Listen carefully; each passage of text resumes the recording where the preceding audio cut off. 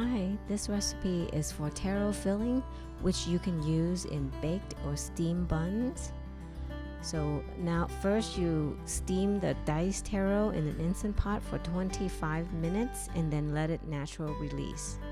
Alternatively, you can steam it in a steamer until the taro is soft and mashable. Then measure 650 grams of the taro. Then use a potato masher to mash the taro as much as you can.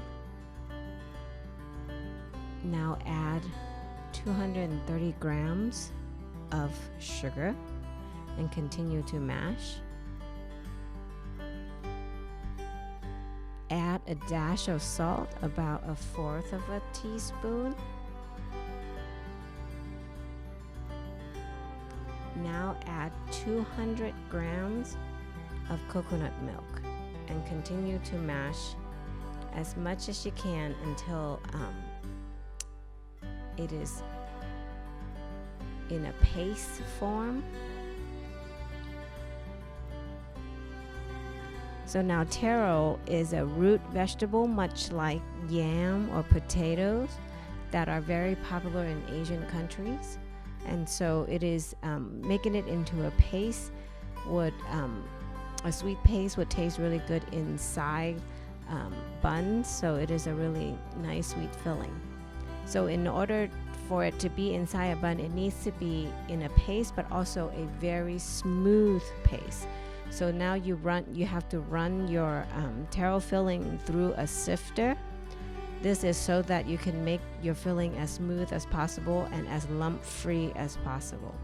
So you have to press your taro filling through the sifter so that it will drip onto the other side. So you have to do this for the entire batch of the filling.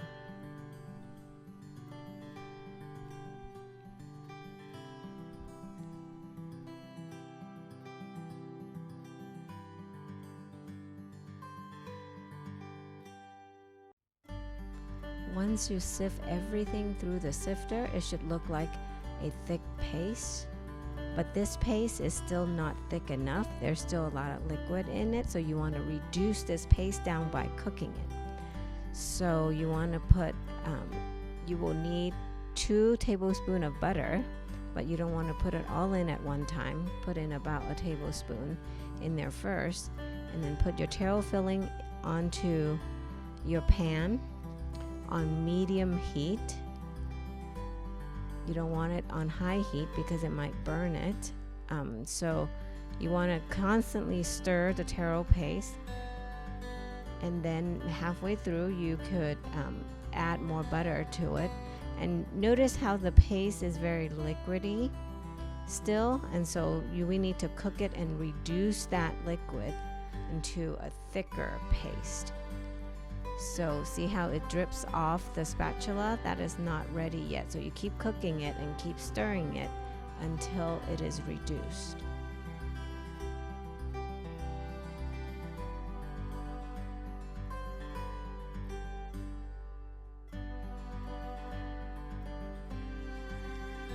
So now you see, pay attention to the paste, how thick the paste has thickened, and now it is not falling off my spatula. So that is ready. So when your paste is ready, you can refrigerate it. You have to refrigerate it, otherwise it's too liquidy to form into a ball. So you refrigerate it, so the next day you can use it. Scoop out a little ball of it and roll it in the palm of your hand, and put it into the middle of your dough so that you can make your bun. This dough, I use my milk bread recipe. You can use this dough to make regular milk bread, or you can separate it into making bao like this, or you can make it into rolls. So the milk bread recipe is very versatile. So you can use it to make basically anything you want and shape it in any way you want. So you put the taro in the middle of the dough and you pinch it, and then you seal the end by rolling it on the counter.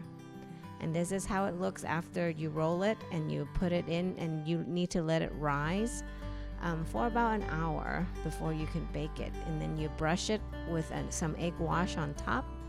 That is 1 egg with 1 tablespoon of water. You bake it, and then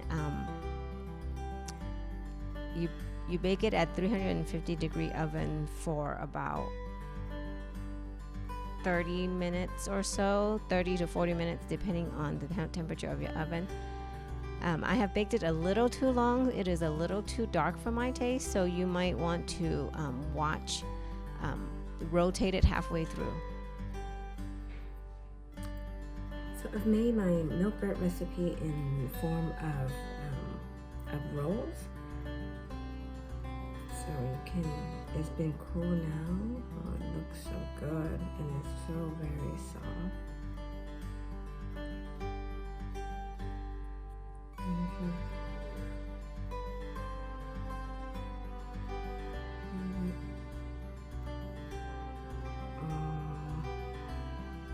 So nice and so soft. Tap it sweet. I made half of this regular rolls, and half of it I have some special surprise inside.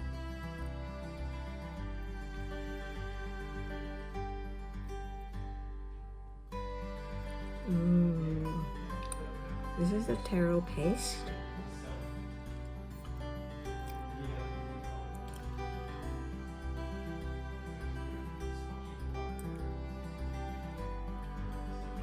There's not enough because it was running out. I was using it to make baos, but very lightly sweetened.